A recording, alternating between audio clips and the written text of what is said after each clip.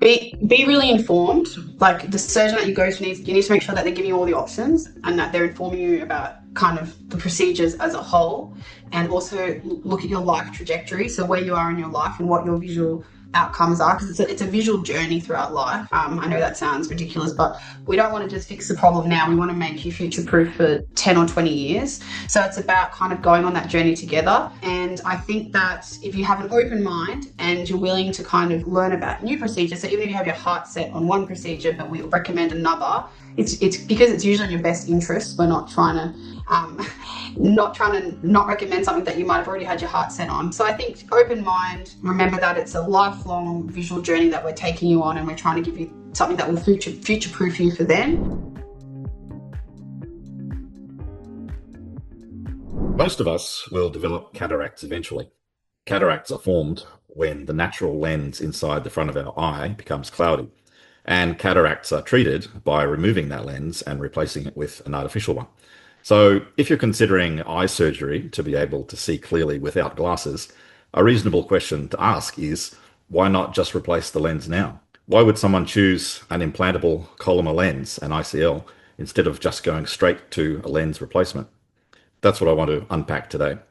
I'm joined by Dr. Erica Darian-Smith from Eagle Eye Surgeons. Today we're going to compare implantable collamer lenses and refractive lens exchange and explain how each fits into the real-world surgical decision-making. But first, for those who don't know me, my name is Paul Selloway. I'm the founder of Optics Digital. We help eye care professionals educate patients and connect with their communities through long-form video like this. So Erica, nice to see you again. Hi, Happy New Year, Paul. Happy New Year. Hope you had a great holiday over the break. Thanks. So before we get into comparisons of implantable collamer lenses and the refractive lens exchange, so maybe you could just refresh our memory of what are those two things, like what is an ICL and what is a lens exchange procedure? Yeah, of course. So an ICL stands for implantable collamer lens. This is a special lens that is custom made based on the refraction, so the script in your eye, and based on the measurements in your eye. So it looks kind of like this. It has a little central hole or aperture, and it's custom made in Switzerland by a company called Star Surgical. So it's called an EVO ICL. That's the latest type. So an ICL is essentially like a contact lens that goes inside your eye. And this ICL actually sits, I'm just getting my eye model here, it actually sits behind the iris. So there's the iris, which is the colored part of your eye. It actually sits behind the iris and in front of your natural lens. So it actually slots in what we call the sulcus. So it's a little area there.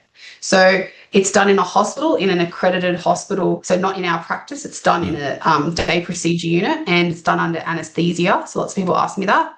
And that's contact lens custom made for you, inserted into the eye. So that's ICL, or implantable collamer lens, versus RLE or CLE. So that's refractive lens exchange or clear lens extraction. So this is where, same eye, we have our natural lens, which also sits behind the iris. And this is essentially removed from the eye, again, in a hospital or a day procedure unit. Think of this like cataract surgery, but without the cataract. So what I mean by that is when we're a child or a baby, our lens is nice and clear. And as we age, it becomes a bit foggy. It clears up like a window fogging up.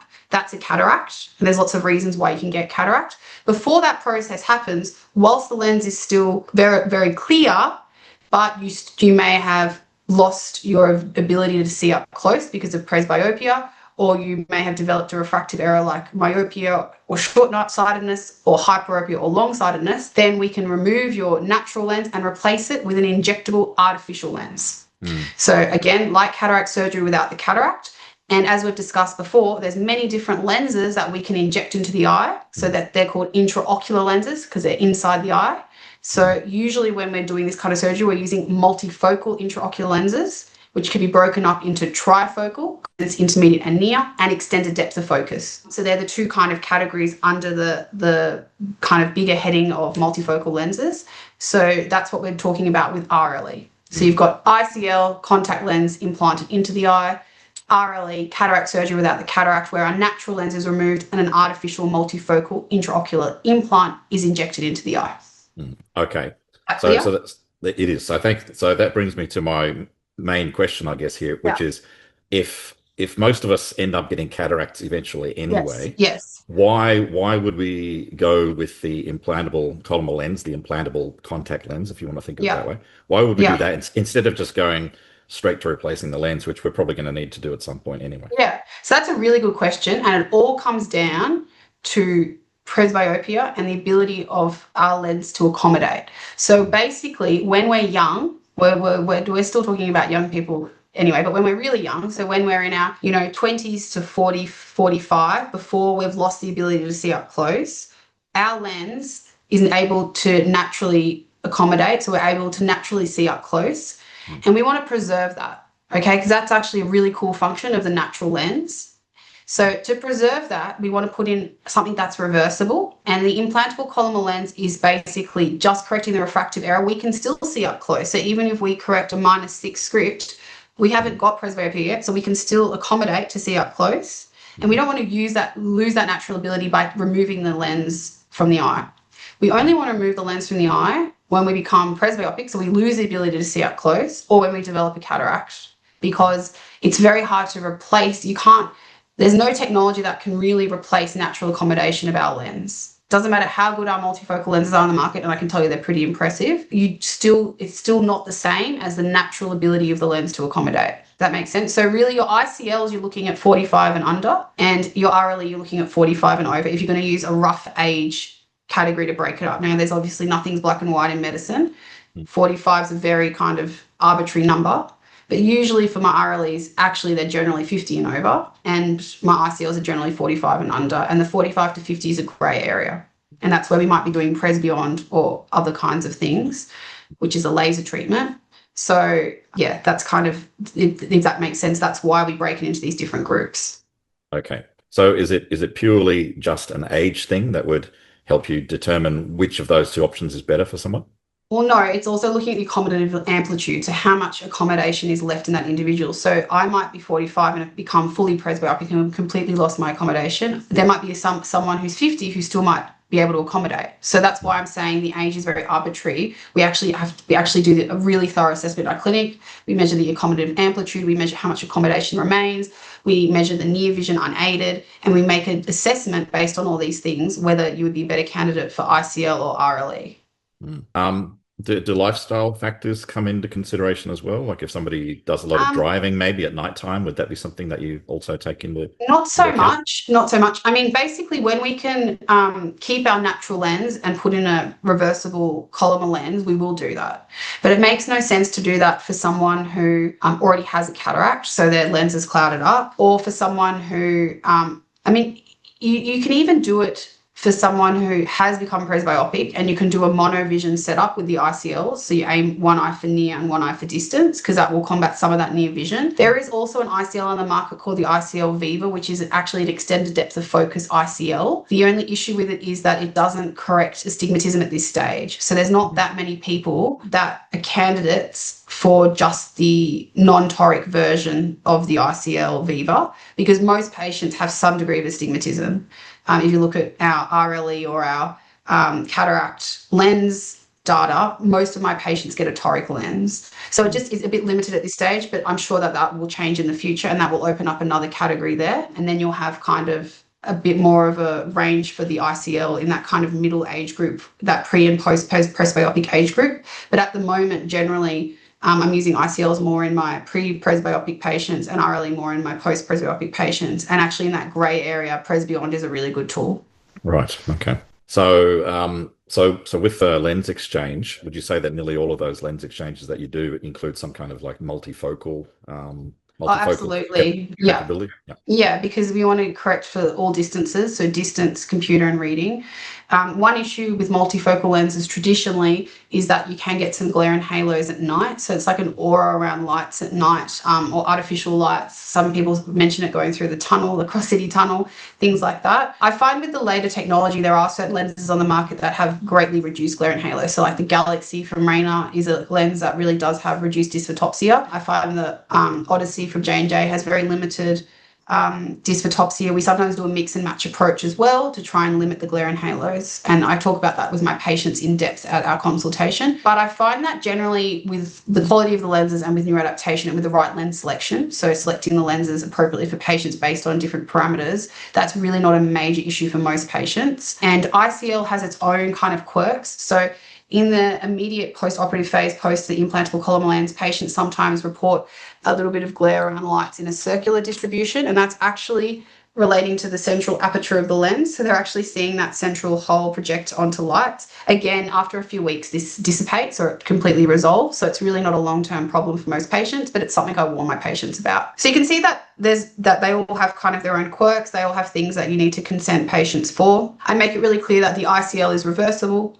And you can actually keep the ICL in your eye until you get a cataract one day. So people ask me that a lot. So say a 30-year-old comes in, they get ICLs in me. This stays in then until they're 65 or whenever they develop a cataract, just made up a random age.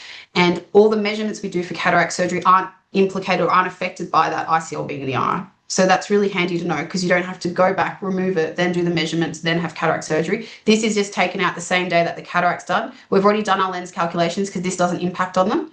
And so that's really neat. Clear lens extraction or RLE is not reversible because we're removing the natural lens like we discussed. So some people like that because it's a very definitive treatment and it's usually a one-stop shop, like it's done and then you don't need to go and have cataract surgery later on because we can't do it. There's no cataract to be taken out because we've removed the lens. But it's usually reserved for those slightly older patients because we are, they're both intraocular surgery, but with the lens extraction, there is a slightly higher risk of a retinal tear or retinal detachment in the absence of a posterior vitreous detachment. So if the vitreous hasn't detached, there's a slightly increased risk of that. Again, that is affected by what kind of prescription you have. So if you're extremely short-sighted, that risk is higher in general compared to if you're a long-sighted patient. But we go through that risk stratification at the appointment as well, and we have a chat about that. So yeah, you can see that there's pros and cons to both, and they're kind of for different stages of life. But there is crossover, and there are technologies like the EVO, like the ICL Viva, that there's going to be crossover. And then Presbyon also falls in the middle of those two. Presbyon with the laser treatment, Presbyon that we've spoken about before, you're not removing the lens. That's a surface procedure on the cornea. So you're still keeping that natural lens, which is nice as well. So for people who want to become glasses free, there are plenty of options out there. There's heaps of options. And the whole point of we have a premium vision planning session in our clinic, and the initial vision planning sessions with our optometrist, that's complimentary, and then they'll have a session with me as well following that, which there's a fee that's incurred. And the whole point of having these really in-depth multiple assessments is to make sure we choose the best option for our patients because there are a number of options. We're really proud at Eagle Eyes to offer all the options. So then we can say to patients, these are the 4 options, but this one's the best for you. Sometimes 2 options will work for a patient, and then it comes down to lifestyle, risk stratification, side effects management, occupation. If someone's a truck driver and they're driving all night and they're really worried about glare and halos, then they might want to opt for Presbyon, or they might want to opt for a mix and match approach where we're mixing and matching a trifocal and extended depth of focus because then we're going to limit the glare and halos. So it's very nuanced, and what's really exciting is we have all this technology so we can, come up with the best solution for our patients. What about somebody who maybe has a very high prescription, like high myopia, for example? Yeah. Would that suggest that you would maybe recommend one approach versus another, or is that really not a factor? Well, it comes again to age, but in general, if someone's a high myope, I actually really like ICL over laser or over anything. So what I like about ICL for high myopes, so -7 and over, is that you're not removing any tissue. The corneal integrity is kept intact. There's limited risk of dry eye or regression or all the things that come with these high scripts, and it's totally reversible. So for my high myopes, even my young patients, even if LASIK or SMILE is an option, I always talk to them about ICLs as well, because I do think for high myopes, ICL is a great option for the reasons I mentioned. But I also use ICLs in low myopes. This is what sometimes people think, oh, ICL is just for high myopes. Not at all.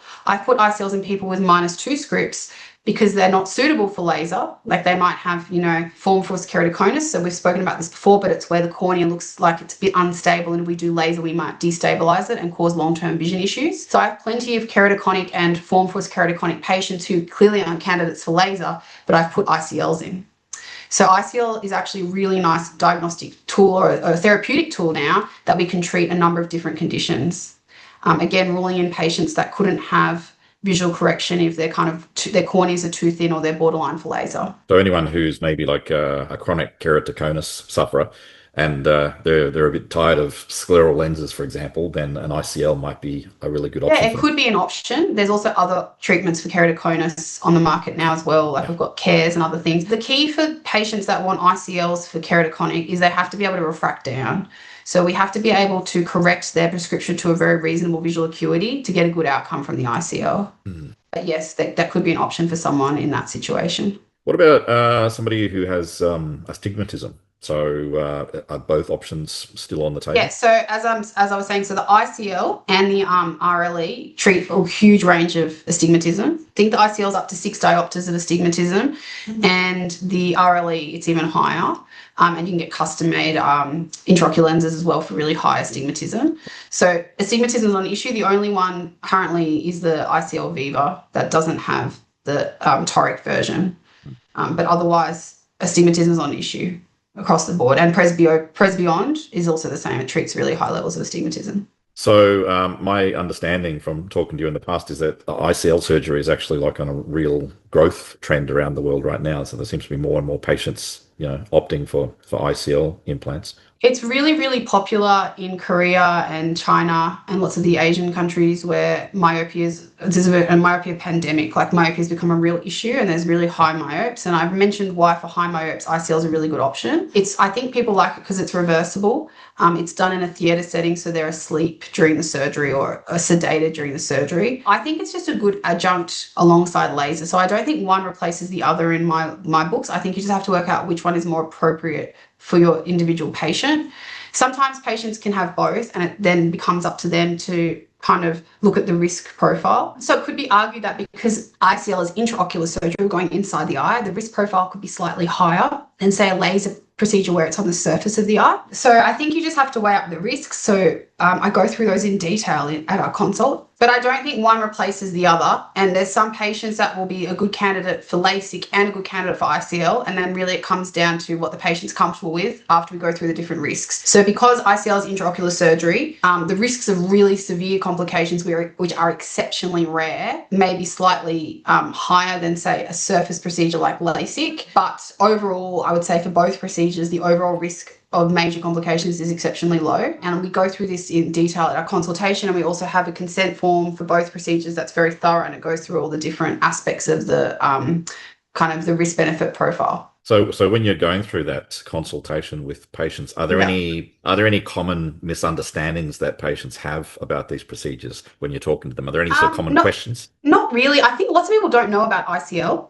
So I have heaps of patients that come into my practice saying like they want LASIK or they want Smile Pro or they want Presbyond. And I think that ICL, especially in Australia, it's not as well known yet. It's getting there, but it definitely doesn't have the same, I would say it definitely doesn't have the kind of same following as in China or Korea or somewhere where there's really high volumes of the procedure. And it's good because they come in and I tell them about something new and then they're like, oh, and then they go and read about it and then they have multiple options. So I think that's the main thing. Otherwise, I think we explain everything else pretty clearly in our consult. So I don't think that that's a major concern. I usually explain the difference between cataract surgery and clear lens extraction or RLE to patients. And then again, the difference between Presbyond, because some people don't realize that Presbyond is a laser procedure on the surface of the eye, whereas the other surgeries that we've spoken about mainly today are done in the hospital out of the clinic in an operating room. So I think we explain it all, but I think it's very important to make the different differentiations between the different surgeries and the different categories and what they're actually achieving.